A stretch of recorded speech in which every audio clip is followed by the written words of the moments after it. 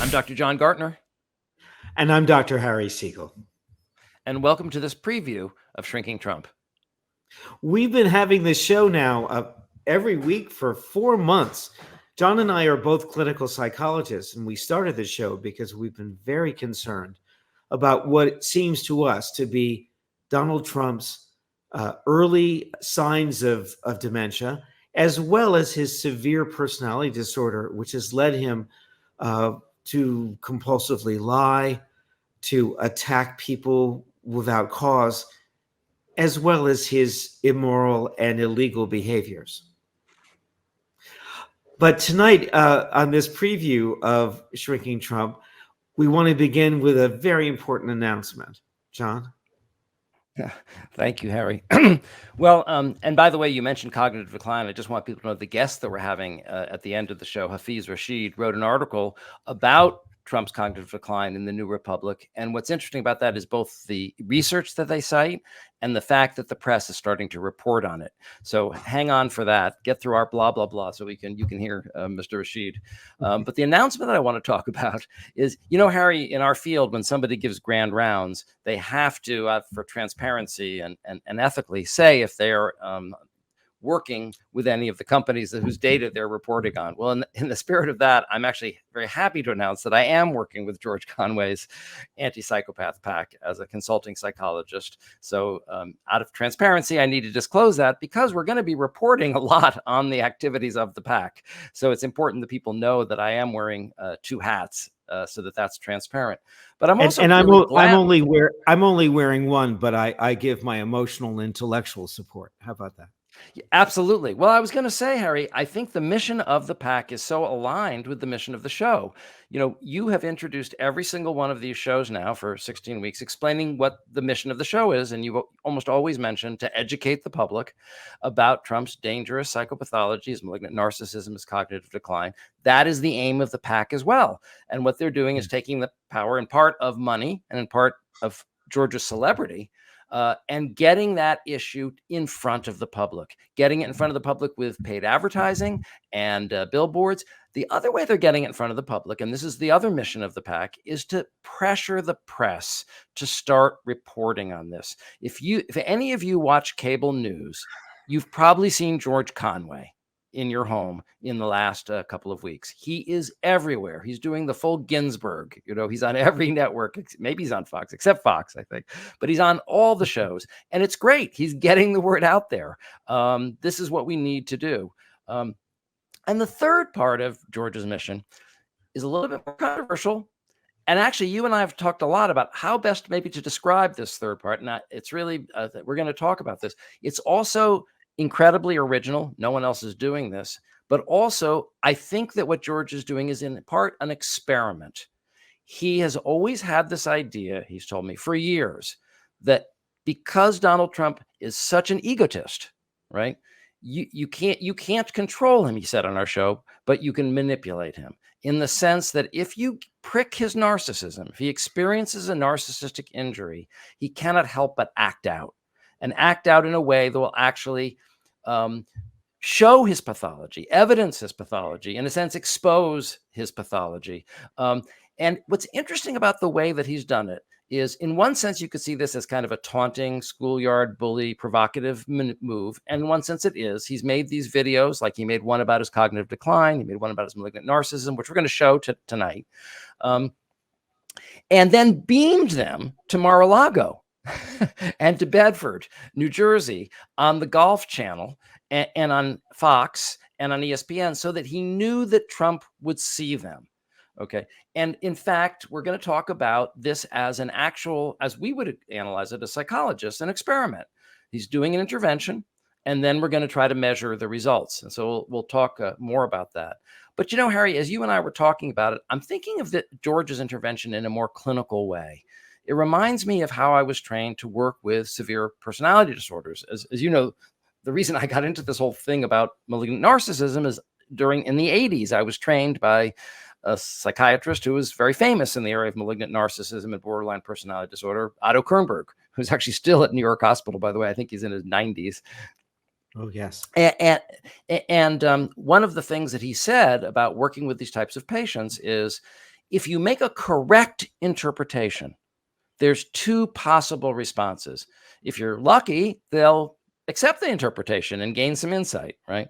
But as is more often the case with severe personality disorders, and probably 100% of the time the case with Donald Trump, is their reaction to a correct interpretation is to become angry, agitated, accusatory, and essentially act out in such a way as to actually prove the validity of the interpretation that you're making. So that which doesn't do you any good as an individual therapist. The irony of that, I mean, you might see it, but the patient doesn't see it because they have no self-awareness. That's the whole point. But the point is that the country can see it. And so if you look at the interventions that George is making, I'm calling this Project Mirror. Okay. What he's really doing is mirroring to Trump himself. He's showing Trump who he is, and he's evoking that Kernbergian rage and reaction that actually confirms the very thing it's trying to deny. And so today, what I wanted to do was go over a couple of examples of that. So the first one I mentioned is the advertisement that the PAC made about Trump's cognitive functioning, which was beamed to Mar-a-Lago and Bedford. Can we see that? Donald Trump has never, ever been right in the head. The late, great Hannibal Lecter. He's a wonderful man. An anonymous, really an anonymous. And then they announced there was no buys, no. Take a look at the oranges of the investigation. Venezuela, if you have a windmill anywhere near your house, they say the noise causes cancer. I don't know what I said. They have voter ID. They have ID on everything. You buy a loaf of bread, you have ID. The first non-incumbent. The kidney has a very special place in the heart. We appreciate it very much, Tim Apple.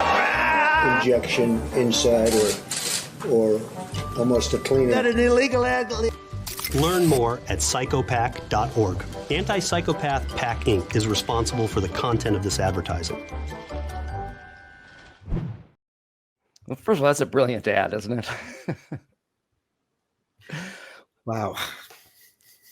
So, Donald Trump was walking into the dining room at Mar-a-Lago, and he sits down, and this is what he sees. And George's hypothesis is he can't not react, even if it's against his best interests, right? And so let's look at the tweet that Trump put out. Why is Fox News putting on crazy Kamala Harris rallies? Why do they allow the perverts at the failed and disgraced Lincoln Project to advertise on Fox News?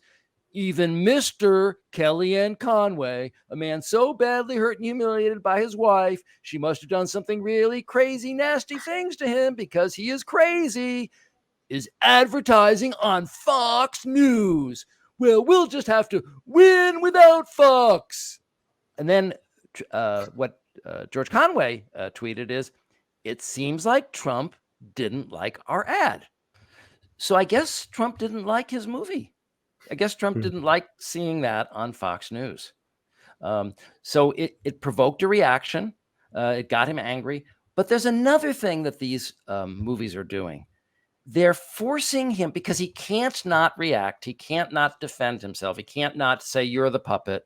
He can't, instead of talking about inflation or telling his usual lies about inflation or immigration, he's spending time talking about himself, defending himself against these charges. Remember when Richard Nixon said, I am not a crook, right? Well, that made us everyone think he is a crook. Well, now what George Conway has got Trump doing, because this was the next day, okay, after the tweet I just showed you, this is Trump on the stump. Is a step above, right?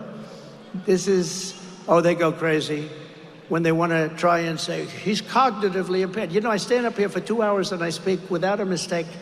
But when I say Hannibal Lecter, they say, why does he keep mentioning it? Because Hannibal Lecter was a serious psycho, right? He was Silence of the Lambs. Dr. Hannibal Lecter, he'd like to have you for dinner. See the man with the wall? Stand up. Look at this guy. He's here so much. He's great. He's great. He's a Trump voter. I don't think we have to worry about him, do we? He's a Trump voter all the way. But Hannibal Lecter would like to have you for dinner. So he's not cognitively declined, and obviously he's not cognitively declined because, he can converse at Dr. Hannibal Lecter's level. How cognitively declined could he be? I think it's important that he's mentioning it. Exactly. He's parrying it with humor, and it's fine. It's what he does well, but he's mentioned it. That means it's on his mind. It's in his head. It's in his head. Exactly. That seed gets planted. Well, we have another example of that. I want to show you another Conway Anti-Psychopath movie that was beamed into Trump's clubs. To understand Donald Trump, why he's unfit for office, and why he's a danger to the republic, you have to understand his psychological disorders. Trump's malignant narcissism explains everything about him. His authoritarianism, his love for dictators, it certainly accounts for his criminality. So that's the little movie about his malignant narcissism. What he's basically saying, as he said on our show, right, that this is a personality type. These strong men, right, are a personality type that has occurred through history. We know that from historians, and we know it from psychologists. So psychologists call it malignant narcissism. Historians call it authoritarian dictators, what have you. So again, the seed was put in his head because look at what he says at the next rally. And they asked the head of the Prime Minister of Hungary, very tough man, strong man, very, somebody that I always got along. I get along with the strong ones. I don't get along with the weak ones. Isn't that sad? That's a personality defect. It's a personality defect. That's what they say.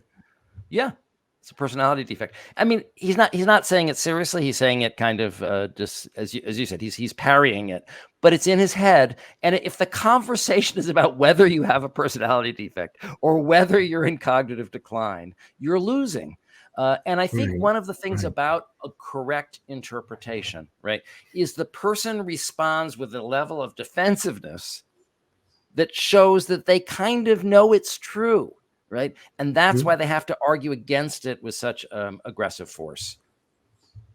No, I think it's really having an impact. And as John and I have spoken,